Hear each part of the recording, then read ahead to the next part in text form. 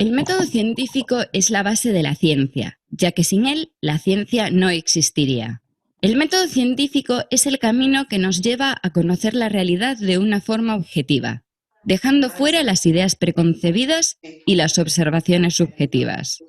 Cuando utilizamos el método científico, dejamos de lado toda certeza y ponemos en duda el mundo que nos rodea, basándonos exclusivamente en observaciones empíricas, experimentando y analizando los resultados obtenidos. Aunque pueda parecer que el método científico es algo que por definición solo utilizan los científicos, esta idea es errónea, ya que esta técnica se puede utilizar en la vida diaria para responder a infinidad de preguntas, tanto en el entorno laboral como en el privado, evitando caer en trampas que se nos presentan en forma de estrategia comercial.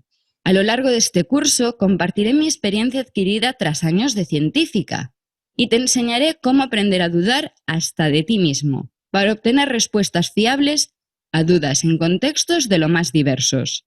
Seguro que alguna vez alguien te ha sugerido implementar una nueva política en la empresa porque la ciencia dice que va a aumentar la productividad o las ventas, o que todos seréis más felices. Lo que yo te ofrezco es la técnica para saber si realmente tiene una base científica, antes de que fulmines el presupuesto en probarlo porque alguien dice que le ha funcionado.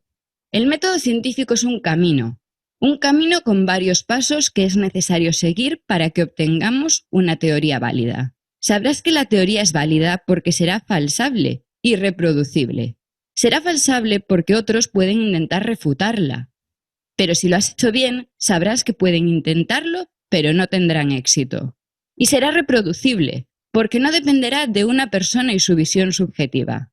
En cualquier parte del mundo, otra persona que reproduzca tu experimento llegará a las mismas conclusiones. No será un a mí me funciona, pero a mi vecina no.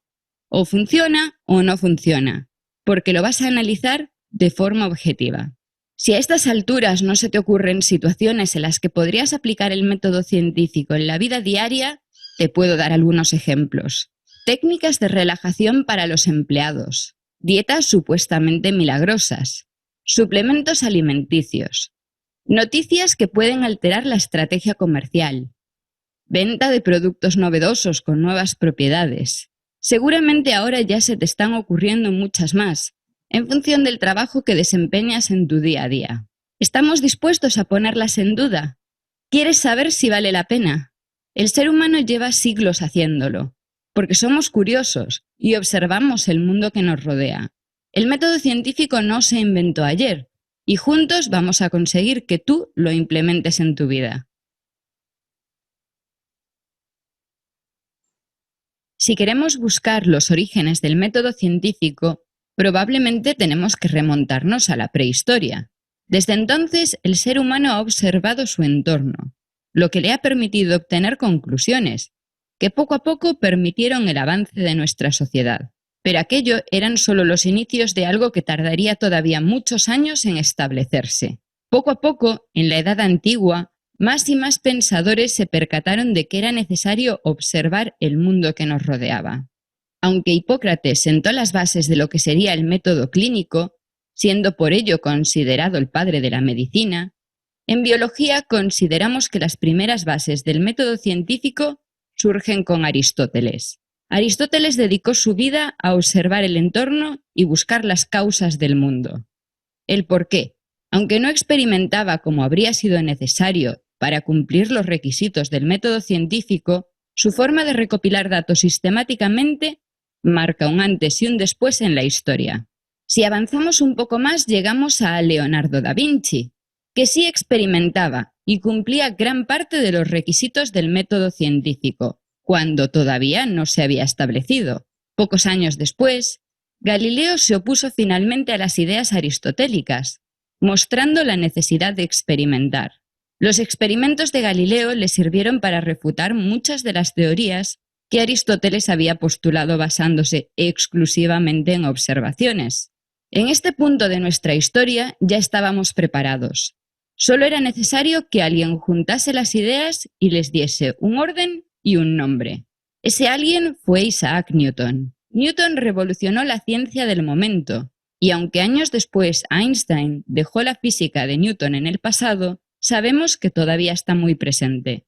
Seguro que tú la estudiaste en algún momento de tu vida como si fuese una verdad absoluta. No podemos decir que el método científico empezase a utilizarse en un momento concreto, porque como he explicado, se trató de un proceso en el que a lo largo de los años la humanidad fue dándose cuenta de la necesidad de observar, analizar, experimentar, contrastar, validar y reproducir, que son algunos de los principios del método científico. Aunque normalmente ponemos el inicio en las palabras de Newton describiendo el método científico, ahora sabemos que aunque él dijese estar basándose exclusivamente en hechos y observaciones, sí existían algunas suposiciones para aquellas variables que no podía medir. Porque en el fondo, los seres humanos tendemos a los sesgos, aunque muchas veces esos sesgos sean inconscientes. La teoría de la relatividad sacó a la luz los sesgos de Newton. Aunque la ciencia sigue avanzando a pasos de gigante, en ningún momento debes asumir que se conoce la verdad absoluta. Nuestra mente sigue sesgada, y pese a que intentamos ceñirnos al método científico, incluso haciendo experimentos de ciego para evitar sesgos, no podemos evitarlos. Es algo innato, y te va a pasar a ti igual que me pasa a mí.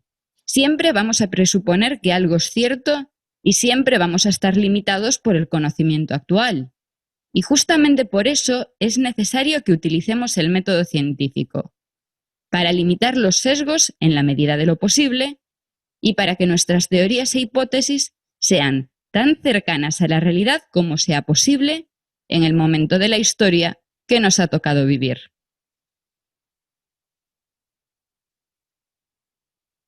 ¿Cómo surgen las situaciones en las que puedes querer utilizar el método científico?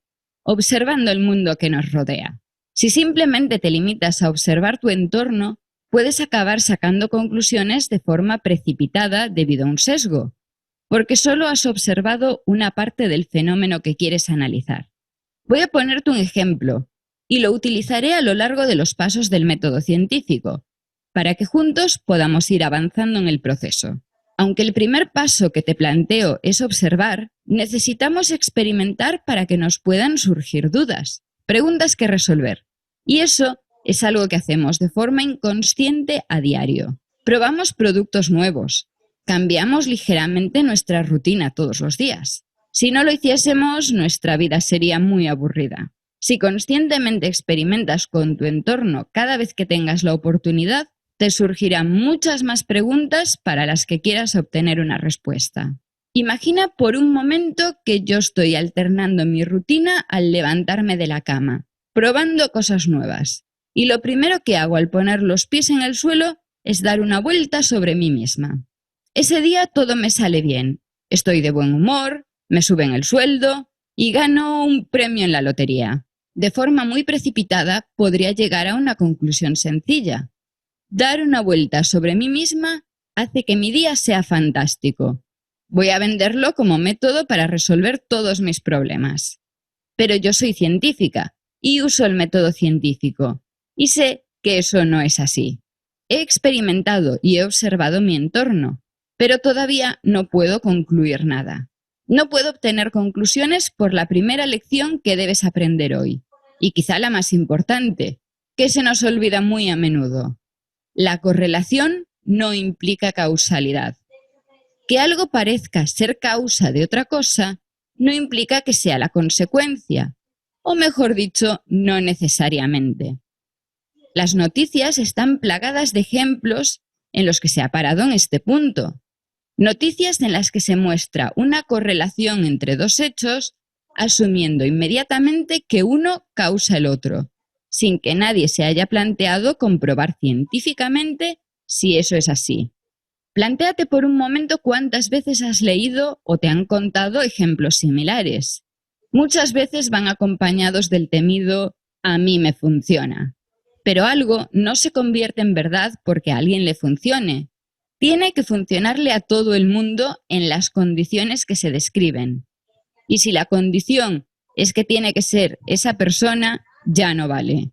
Por eso, Aunque yo diga que a mí me funciona girar como una bailarina cada mañana para tener un buen día, eso no lo convierte en un hecho probado. ¿Me funciona todos los días? Otra gente puede hacerlo y conseguir que funcione. Antes de seguir, quiero que pienses en un ejemplo similar. Ya te he planteado casos en los que podrías necesitar el método científico, pero quiero que busques algo sencillo que quieras poner en duda y puedas experimentar sin consecuencias. Quizá uno de esos hábitos que hayas leído 1000 veces que van a cambiar tu vida, pero que sepas que no van a suponer un riesgo para tu salud. Empieza experimentando y observando. Puede ser algo de lo que dudes y quieras comprobar que no te equivocas. Si estás pensando en ello y ya has experimentado y observado sus consecuencias, antes de que te precipites intentando obtener conclusiones, tenemos que seguir con los siguientes pasos.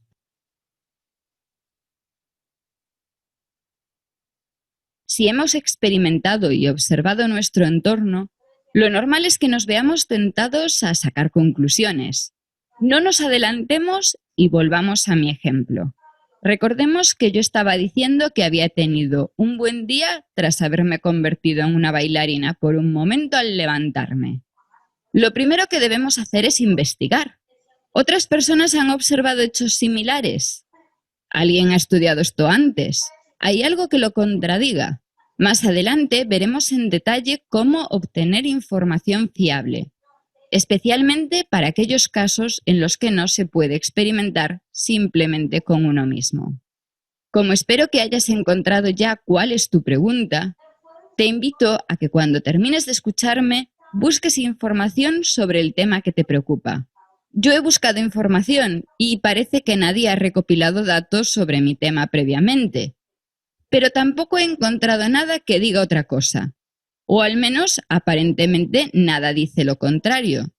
Así que yo voy a plantear mi hipótesis, porque tras investigar sobre el tema, parece que tengo algo interesante entre manos.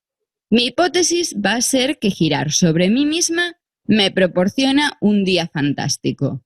Lo he observado, lo he experimentado en mis propias carnes y no he podido encontrar información sobre ello.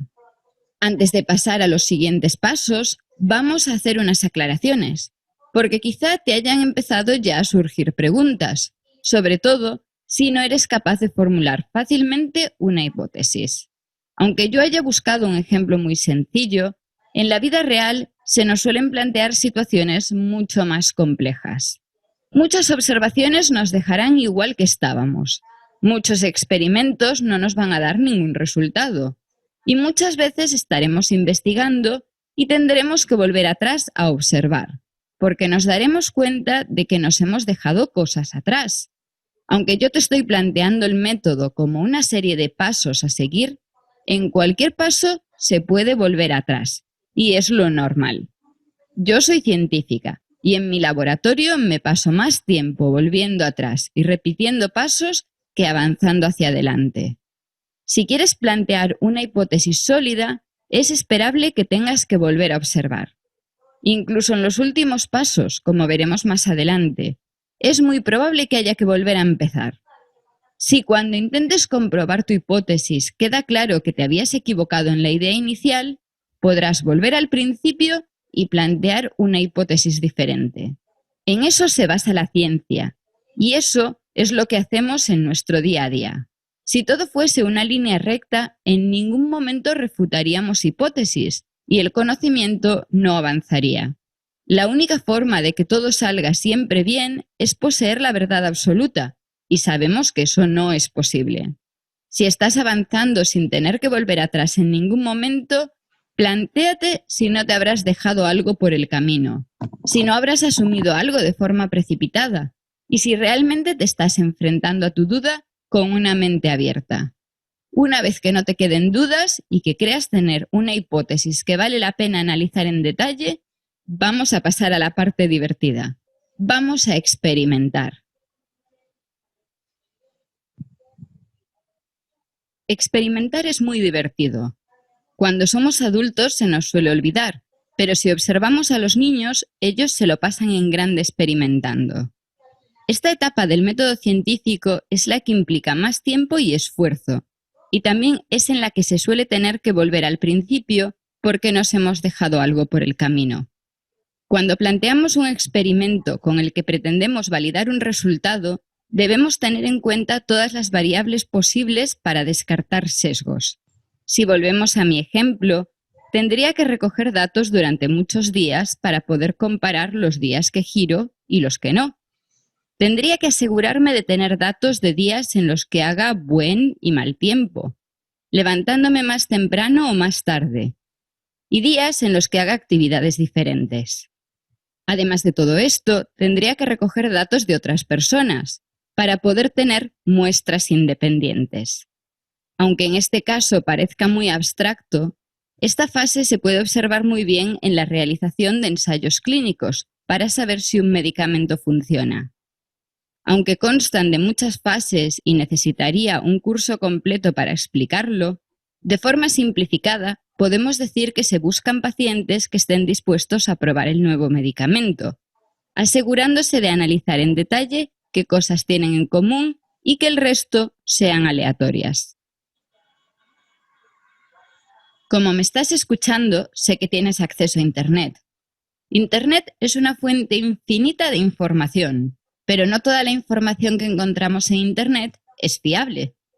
Siguiendo los pasos del método científico, lo que vas a hacer ahora es buscar información fiable relacionada con la pregunta que te has planteado. Recuerda que todavía no tienes que analizar los resultados ni sacar conclusiones.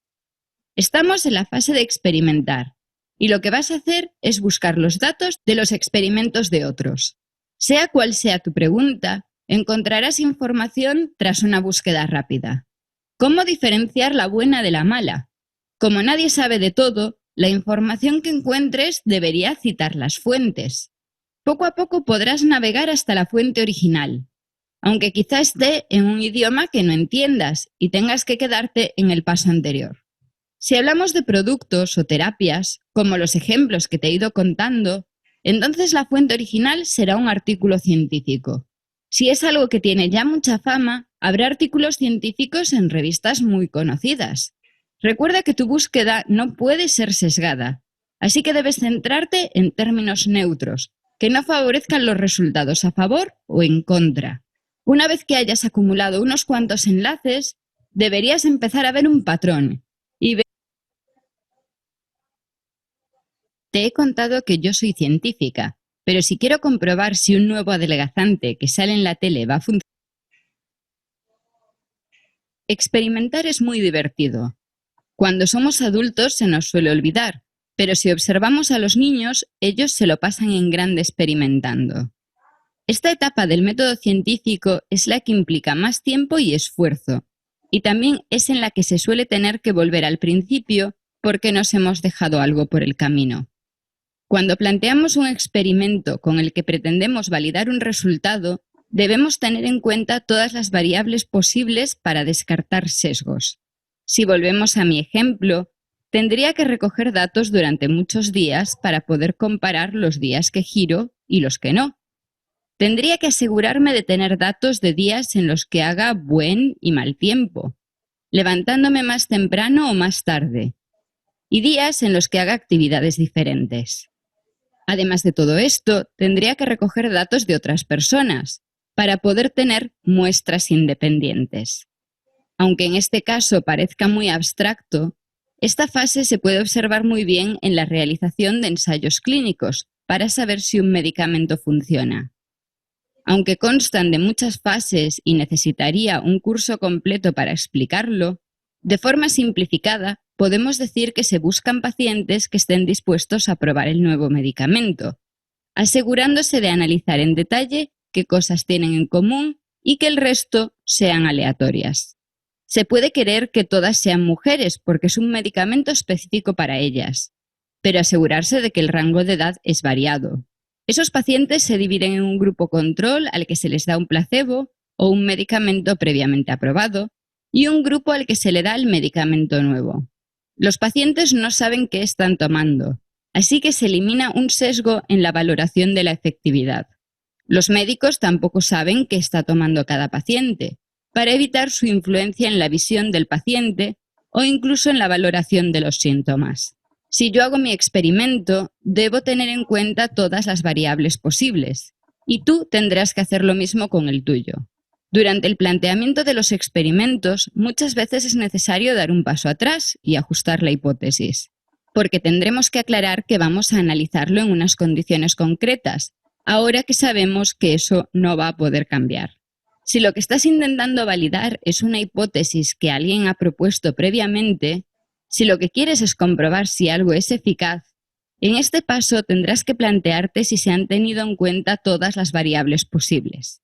En muchos casos no podrás experimentar tú, pero podrás recopilar los datos de los experimentos que han hecho otros. Por ejemplo, si volviendo al ejemplo anterior, se trata de algo que debería haber pasado por un ensayo clínico. ¿Se ha hecho algo similar? Si se ha hecho, la información estará accesible. Si no se ha hecho, no se ha comprobado científicamente esa hipótesis. Esos son los casos en los que los científicos decimos eso de no hay pruebas que demuestren que eso ocurra, porque nadie lo ha comprobado. Como en estos casos no eres tú quien realiza el experimento, asegúrate de recopilar todos los datos posibles desde ambos puntos de vista, el que intenta demostrar la hipótesis y el que intenta refutarla. El análisis del conjunto será el que te permita obtener conclusiones, aunque no la verdad absoluta. Por fin llegamos al punto en el que podemos centrarnos en obtener conclusiones. Como ya te habrás dado cuenta, el proceso seguido con el método científico es más largo, pero permite poder obtener conclusiones mucho más fiables. En lugar de dedicarnos exclusivamente a observar y concluir, hemos experimentado o recopilado los experimentos de otros, y eso nos va a permitir tener una base científica para nuestras conclusiones. Cuando analizamos los resultados, tenemos que analizarlos todos en conjunto, analizar todos los datos que hemos recogido e intentar extraer conclusiones, preguntándonos también si nos falta algo en los experimentos. En ese caso, tendremos que volver atrás y completar. No te preocupes, los novatos suelen dejarse cosas por el camino, pero aprenderás a tomar los datos necesarios y sobre todo a buscar información de todas las perspectivas posibles.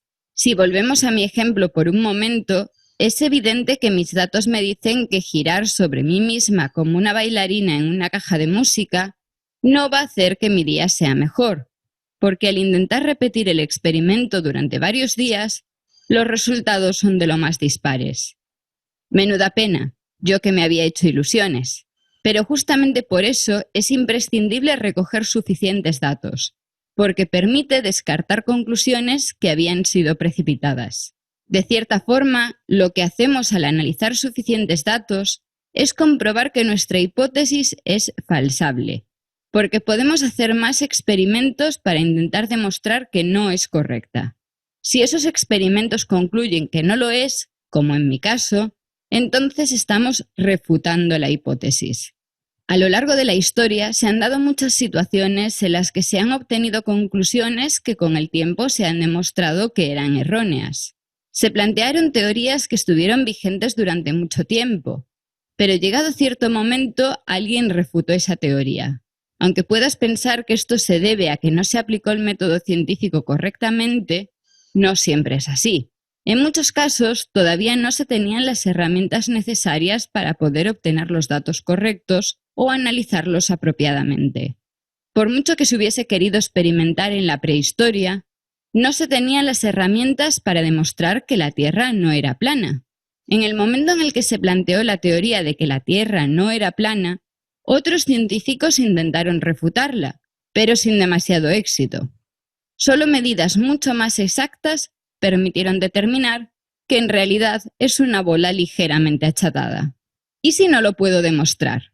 ¿Entonces queda en el aire? Piénsalo bien. Si te estás centrando en demostrar una idea, entonces tendrás que volver al principio, porque has partido de intentar demostrar algo que ya has concluido. Si todos los experimentos te dicen que algo no funciona, es que no funciona. Es posible que haya casos en los que parezca que sí, pero tendrás que plantearte si has tenido en cuenta todas las variables, y ese funcionar se debe exclusivamente a lo que tú estabas analizando. Te voy a poner un ejemplo. En una empresa se ha decidido que todos los empleados ejerciten su mente todas las mañanas durante 30 minutos, basándose en una nueva técnica de concentración. Al comienzo de la jornada laboral, se juntan en una zona común y realizan sus ejercicios de concentración. Al cabo de un mes se observa que la productividad de los empleados ha mejorado. ¿Podemos concluir que se debe a la novedosa técnica? Depende. ¿Se ha comparado con permitir que los empleados tomen un café con sus compañeros durante esa media hora? ¿Se ha comprobado si los resultados son similares a otra hora? ¿Puede ser porque empiecen a trabajar más despiertos? ¿Será porque se acortan las horas de trabajo y están mentalmente más descansados? Y otras muchas preguntas.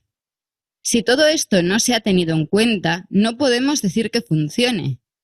En cambio, si al cabo de un mes se observa exactamente el mismo resultado que antes de implementar el cambio, por mucho que el asesor haya dicho que en otras empresas funciona de maravilla, nuestra conclusión debe ser clara. Habrá otros factores que no se han tenido en cuenta, pero nuestro método ha demostrado que no funciona. Ahora que ya sabes cómo funciona el método científico, podrás empezar a utilizarlo. Pero primero tendrás que cambiar tu perspectiva.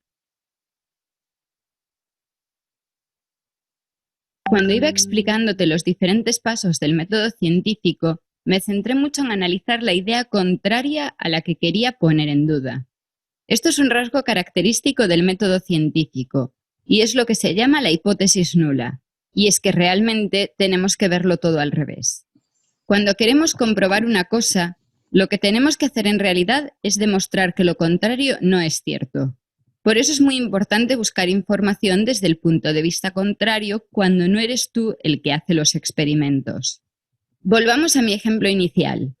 Yo no debo hacer experimentos que demuestren que girarme hace que tenga un buen día. Eso sería confirmar mi creencia. Lo que tengo que hacer son experimentos que demuestren lo contrario. Si no consigo demostrar lo contrario, que es lo que llamamos hipótesis nula, entonces puedo aceptar la hipótesis alternativa, que es lo que yo creía inicialmente. Si te fijas, es lo que te contaba sobre validar las teorías e intentar refutarlas. El principio es el mismo. Si ahora le damos la vuelta a la idea, podemos ver claramente que cuando se intenta confirmar la hipótesis alternativa, lo que hacemos es confirmar creencias, que te he dicho que es un plan erróneo. Creas lo que creas, siempre tienes que centrarte en la idea opuesta. Si yo me centro en demostrar que mi suerte no va a depender de mi forma de levantarme, rápidamente demostraré que eso es cierto, y por lo tanto descartaré la idea de la correlación.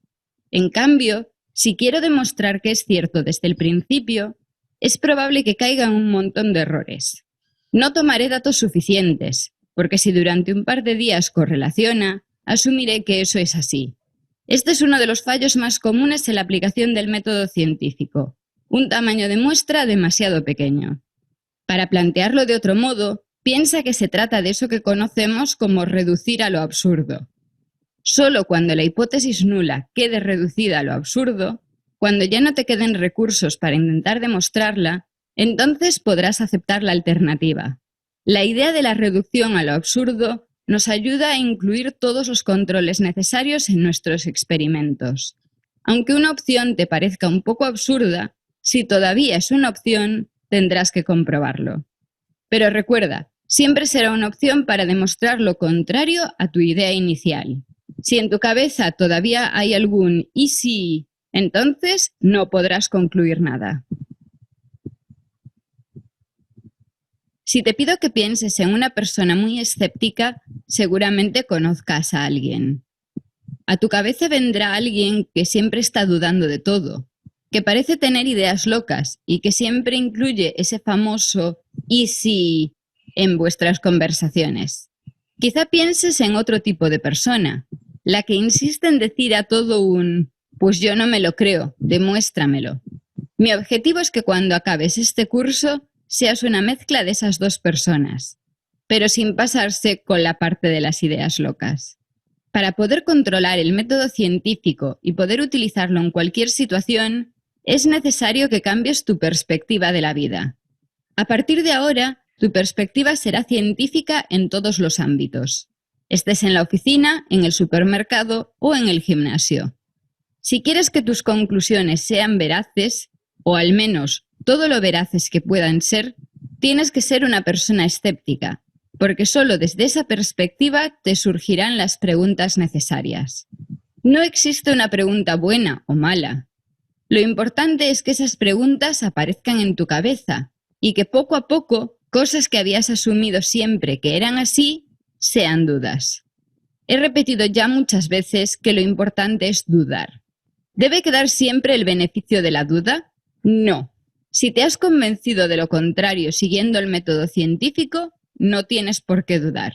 ¿Cuándo tenemos que dudar? Cuando no lo hemos comprobado. O mejor dicho, cuando nadie lo haya comprobado científicamente.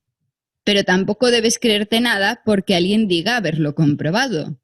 Por eso es importante mantener el beneficio de la duda. En el momento en el que alguien te diga eso de que algo está científicamente probado, entonces saca ese escepticismo de tus entrañas y ponlo en duda. No tengas miedo y pide que te lo demuestren. Busca la demostración, busca los resultados de los experimentos. Y solo cuando sepas que todo parece correcto, entonces podrás creerte eso de que está comprobado científicamente. En este punto quiero hacer una aclaración, y te lo digo como científica que soy. Que algo te lo diga un científico no quiere decir nada. El día que nos dan el título no nos graban a fuego en el cerebro unos principios éticos. Y los científicos también pueden mentir, sobre todo si hay dinero en juego. Además, todos nos especializamos y tendemos a caer en los mismos errores en cuanto nos salimos de nuestro tema. No confíes en una persona, confía en tu comprobación del método científico. Un argumento falaz no es un argumento. Si nos olvidamos por un momento del método científico y te pregunto sobre prejuicios y falacias, es probable que recuerdes alguna discusión muy acalorada en la que el otro interlocutor se estaba escudando en falacias para poder defender su idea. Una idea basada en prejuicios y no en datos. La forma de detectar a un vendehumos, una persona que no tiene ninguna prueba para lo que defiende, es pedirle los datos que lo avalan. Si la conversación gira sobre una serie de argumentos repetidos hasta el infinito, pero esa persona no puede apoyarse en datos, algo va mal. Recuerda que tu herramienta principal, lo que ya has aprendido con el método científico para saber si algo es cierto o no, es pedir que te lo demuestren. Ya hemos aclarado antes que las ideas preconcebidas, esos prejuicios, es necesario dejarlos atrás. Así que espero que ahora ya seas una persona escéptica y seas capaz de ignorar los prejuicios del mundo que te rodea, que por cierto son muchísimos. Voy a partir del punto en el que creo que tú ya estás dudando, pero como no puedes hacer los experimentos con tus propias manos, vas a querer analizar los que te presentan otras personas. Deberás ser capaz de detectar las falacias en el discurso de otras personas, ya que esas falacias se utilizan para cubrir la falta de datos que corroboren una hipótesis. Voy a hacerte un resumen de las falacias que nos encontramos frecuentemente. Y seguro que recuerdas haber leído alguna de ellas recientemente, o haberla escuchado en la televisión o en la radio. En sí, ya te he hablado de falacias, aunque no les haya puesto nombre. Correlación no implica causalidad. Esa frase que tanto repetimos los científicos. Es una de las falacias más comunes y también una gran fuente de preguntas. Que dos cosas ocurran simultáneamente no implica que haya una relación entre ellas. Además, si te apresuras a sacar esas conclusiones, dejarás un montón de parámetros importantes fuera, que pueden ser las causas reales. Si la falacia aparece en medio de una discusión acalorada, es común que sea la que conocemos como falacia ad hominem, en la que se te ataca a ti directamente y no a tus argumentos. Es muy común en política, y algunos tertulianos abusan de ella. Cuando se habla de terapias alternativas, de las que hablaré más adelante, muchas veces se incluye la conclusión con la idea inicial, cayendo en un círculo vicioso sin argumentos. O lo que quizá es más común, se dice que algo tiene que ser cierto porque no puedes demostrar lo contrario. Si alguien te argumenta eso, Recuérdale que el método científico se basa justamente en analizar lo contrario y que lo que está intentando utilizar para convencerte es una falacia. Como ya te dije previamente, a veces se utilizan científicos famosos para demostrar algo, pero que alguien sea un científico famoso no demuestra nada. Ese argumento también es falaz. Y si no vale con científicos, mucho menos con otros personajes famosos que no tienen ni idea de qué hablan. Por desgracia, eso se utiliza muchísimo en la publicidad. Por último, te voy a contar lo que es la falacia del hombre de paja. Si has caído en sus redes, que seguro que alguna vez ha pasado, lo recordarás como el día que te enfadaste mucho diciendo un «pero si yo no he dicho eso». En este caso, lo que se busca es alterar tu posición, distraerte e intentar llevarte de vuelta a la idea inicial sin haberte dado en ningún momento un argumento basado en datos.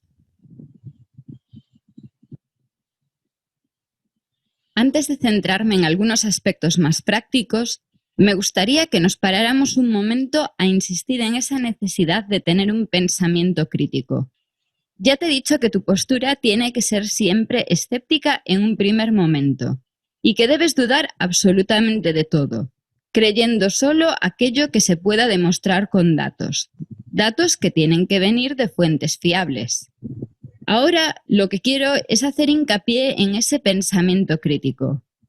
El pensamiento crítico es justamente el resultado de una mente escéptica. Cuando estés analizando los resultados de una serie de experimentos, tendrás que hacerlo siempre desde una perspectiva crítica. Es necesario identificar los sesgos cognitivos, esos prejuicios de los que hablábamos antes, y también las falacias. Está en tus manos, o mejor dicho, en tu mente, identificar todos los errores posibles en el planteamiento y en la ejecución del método científico. Esto es lo que hacen muchos analistas y también lo que hacemos los científicos cuando hacemos revisiones de artículos de nuestro campo. Aunque pronto te hablaré de la revisión por pares, de vez en cuando escribimos textos nuevos en los que hacemos una revisión de lo que se conoce en nuestro campo de trabajo. En ese caso, lo que debemos hacer es buscar toda la documentación posible y analizarla de forma crítica. Aunque no sea una revisión de bibliografía científica, textos similares llegan a tus manos todos los días, en forma de artículos en periódicos, revistas o blogs. Si la persona que escribe el artículo no posee un pensamiento crítico, es probable que te traslade una idea errónea, porque el análisis de los datos va a ser incorrecto. Por eso, a veces encontramos contenidos con muchas fuentes que dicen una cosa, pero la conclusión es la opuesta. El pensamiento crítico te permitirá centrarte exclusivamente en los datos que se presentan, en los resultados de los experimentos, y ser tú el que obtenga conclusiones, que pueden ser las mismas que las del autor del texto o no. Por eso también es importante que tu mente sea abierta y se exponga a fuentes que en principio son opuestas a tus creencias. Valorarás los resultados y pondrás en duda tus creencias.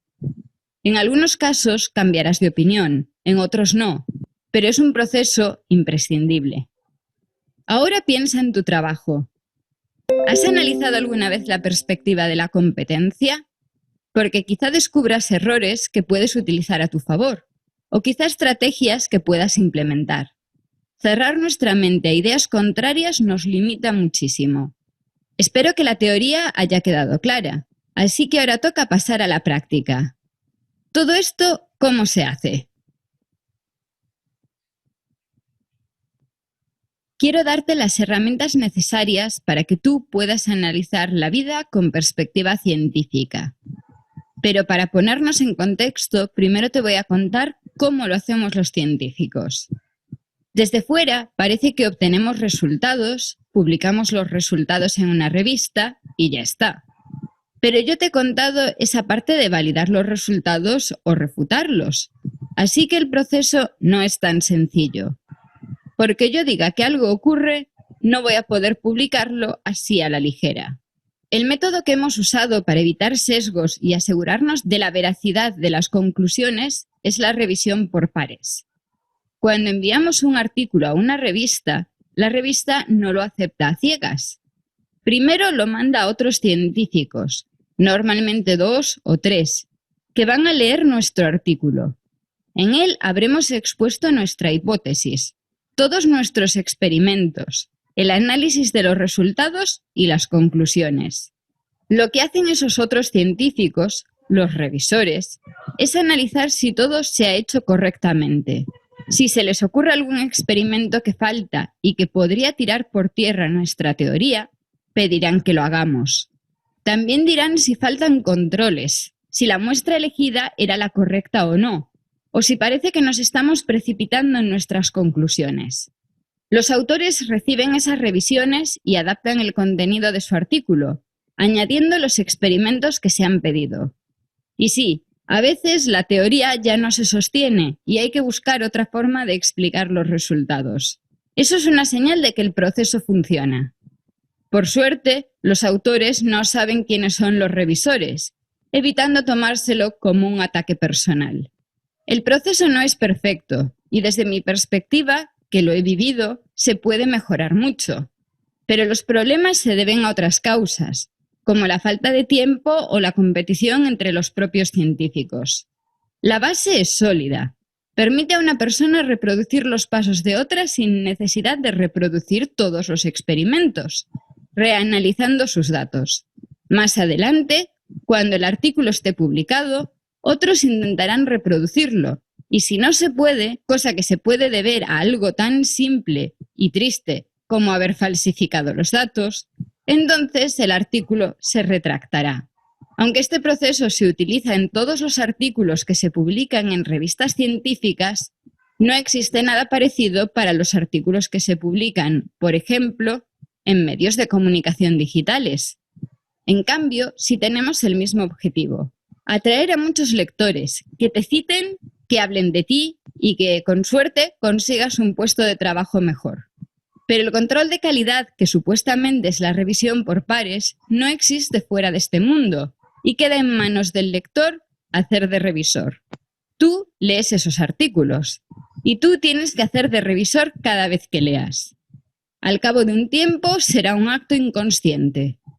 Si los científicos revisan artículos usando el método científico para ver si se ha usado correctamente, tú puedes hacer lo mismo. Ahora vamos a empezar con la parte en la que tú vas a ser quien ponga en práctica el método científico.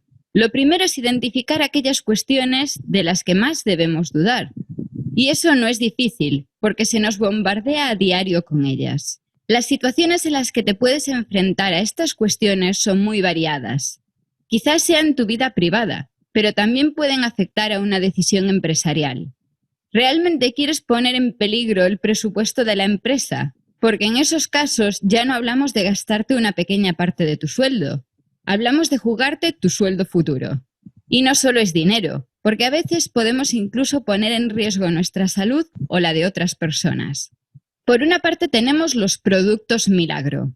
Si se plantean como milagro, ya es mala señal, porque tu mente científica te debería decir que los milagros no existen. Pero muchas veces eso no se dice así. Simplemente se da una lista de propiedades que es, como mínimo, un poco dudosa. Porque un producto sea nuevo no necesariamente va a ser fraudulento. Tampoco aquellos que llevan entre nosotros muchísimos años son necesariamente efectivos. Por ejemplo, hay productos naturales, extractos de plantas, que son claramente efectivos y su efectividad se ha demostrado científicamente. Y otros que lo único que van a hacer es dejarte sin dinero. Va a estar en tus manos decidir, con una base científica y siguiendo el método propuesto, si realmente hay pruebas de que ese producto es efectivo. De una forma similar, existe un montón de terapias que pueden despertar nuestras dudas. Te voy a dar un truco. Si es algo nuevo, pero se presenta como terapia milenaria, deberías dudar mucho. Si hace siglos alguien hubiese descubierto cómo eliminar el estrés y realmente funcionase, ningún humano lo sugeriría. Si sigue ahí es porque esas terapias no funcionan como dicen. Y no todo son cosas que nos estén intentando vender, porque en algunas ocasiones simplemente se intenta alterar nuestra perspectiva. Eso es lo que pasa con las fake news, especialmente en este mundo en el que los hechos alternativos se toman como hechos reales. No, no hay hechos alternativos. Las cosas son o no son. Muchas noticias buscarán lecturas que proporcionen ingresos o comentarios, o lo que busque cada medio, basándose en el clickbait, ese titular llamativo que nos hace querer leer más, o en los casos más graves, con contenidos que no tienen base. Se lo han inventado todo e intentan que tú te lo creas. Si te lo crees, puede afectar a tus decisiones o a tu comportamiento, así que tienes que decidir muy bien qué creerte. Por eso, si nos enfrentamos a productos y terapias novedosas, a noticias increíbles o a cualquier otra situación que sea susceptible de ser dudosa, siempre debemos volver al inicio del método científico y hacernos una serie de preguntas. ¿Se han hecho experimentos? ¿Se han comprobado las fuentes? ¿Será reproducible? ¿Hay una hipótesis falsable?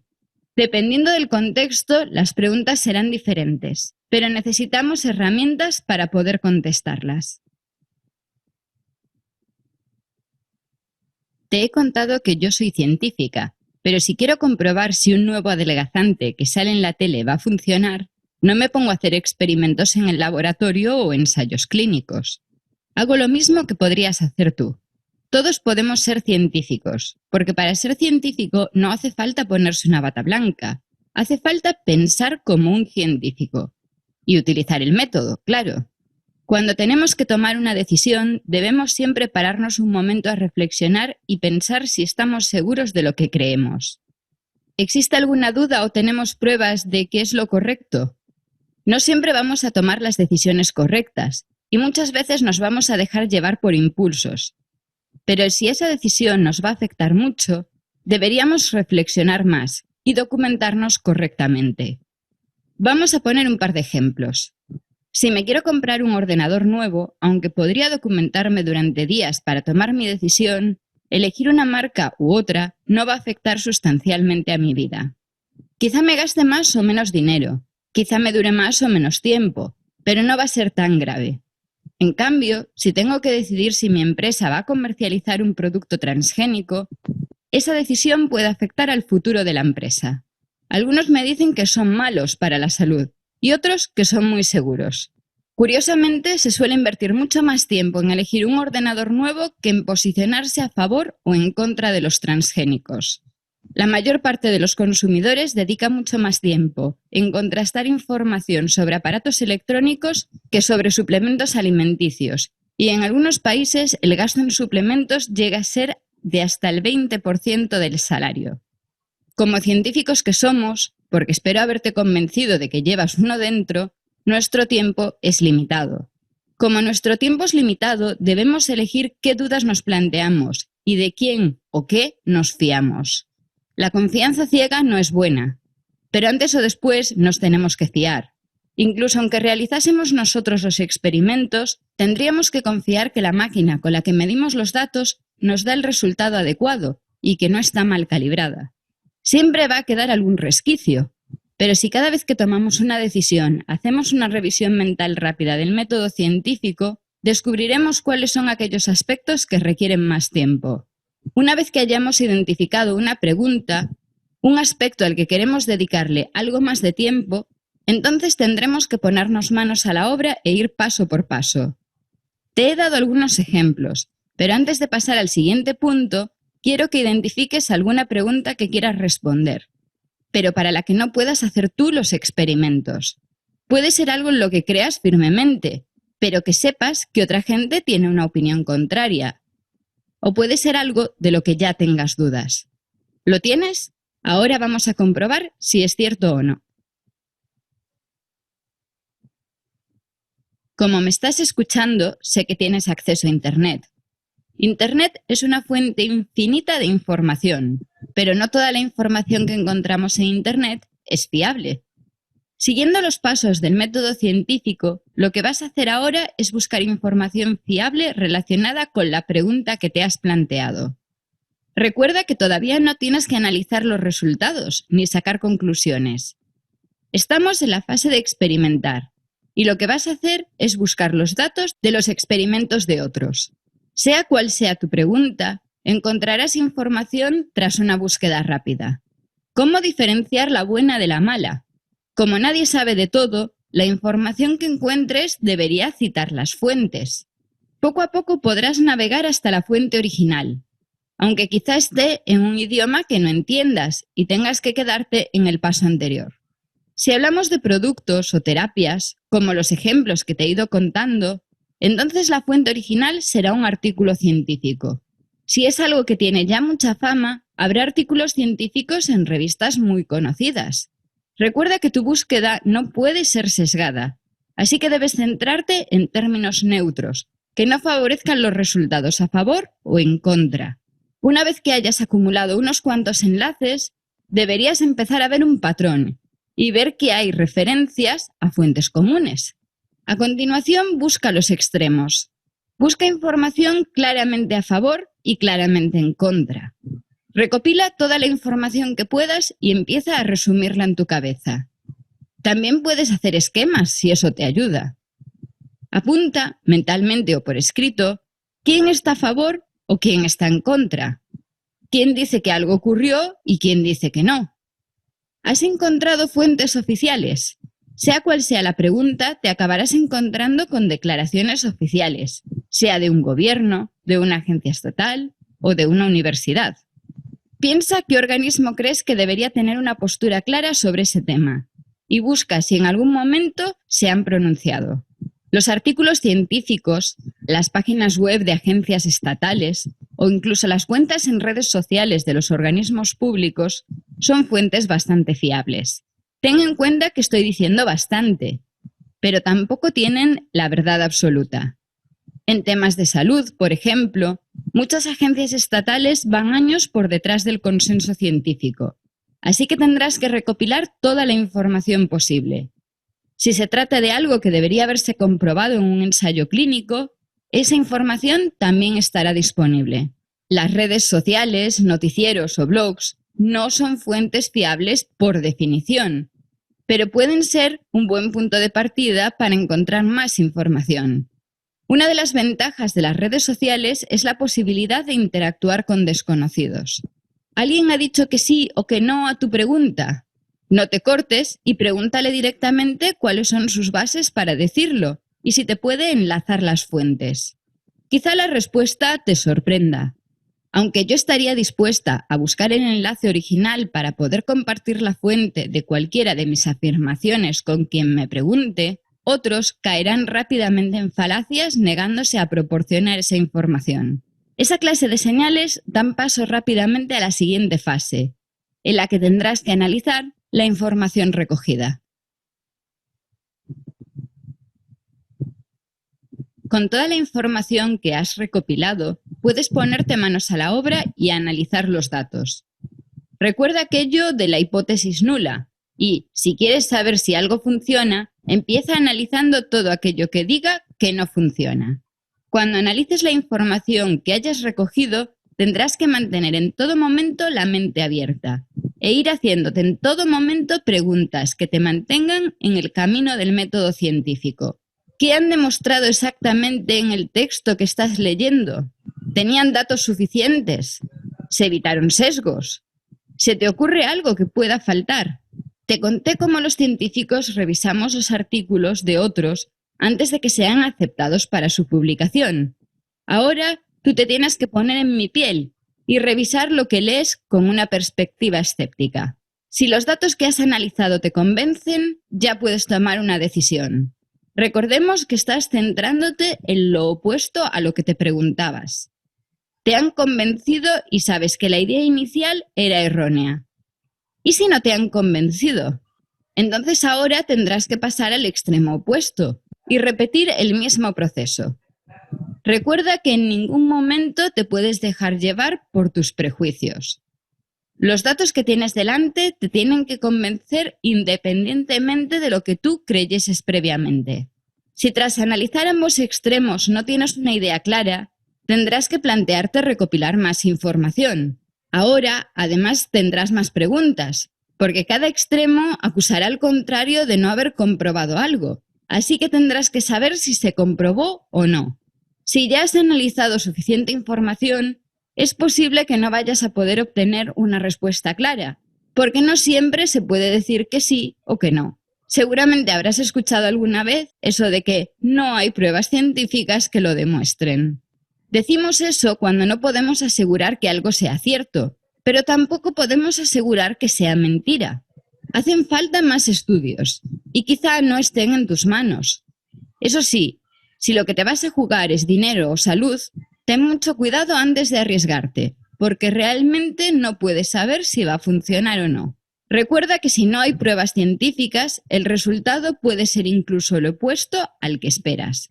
Ten en cuenta que en muchas ocasiones te encontrarás con mensajes muy atractivos, insistiendo en que algo funciona, que algo ha pasado, pero que están apoyados exclusivamente con testimonios personales.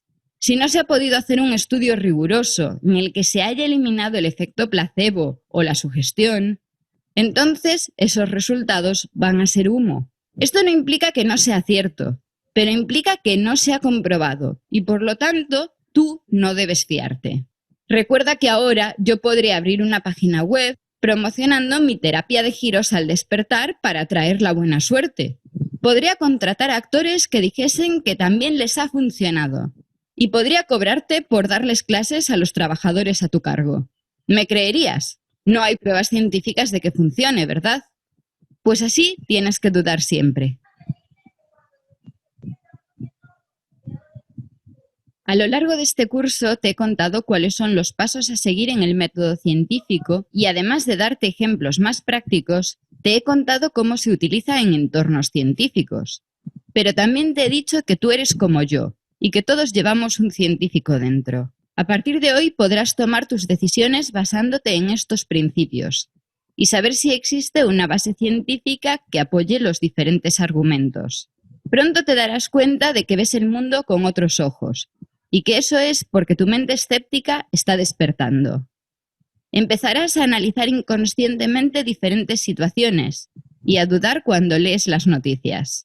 La próxima vez que entre un comercial en tu despacho, podrás pedirle que además del folleto informativo, quieres analizar los datos que apoyan su producto y le preguntarás por argumentos científicos.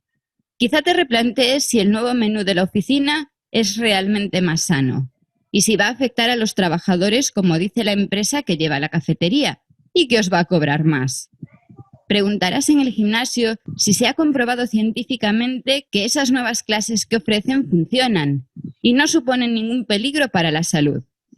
También empezarás a preguntarte si todos esos reclamos en las etiquetas en el supermercado serán ciertos y qué es exactamente lo que puede hacer un producto mejor que otro.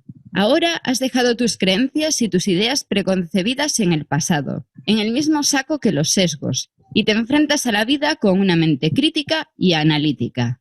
Ya no sabes en qué crees exactamente, y poco a poco te irás replanteando muchas cosas que creías verdades absolutas. Pero eso es buena señal. Ser escépticos, afrontar la vida con una perspectiva científica, nos permite correr menos riesgos y asegurarnos de que tomamos las mejores decisiones posibles. Yo te he dotado de diferentes herramientas, así que ahora es tu turno. ¿De qué dudas? Hola, ahora que has terminado el curso, es el momento de responder unas preguntas. Estas preguntas te ayudarán a centrarte en lo que has aprendido y que luego podrás aplicar en tu día a día. Con las preguntas correctamente resueltas, habrás terminado con tu curso y recibirás tu certificado. Te invito a que sigas explorando la librería de LinkedIn Learning en busca de más cursos de tu interés.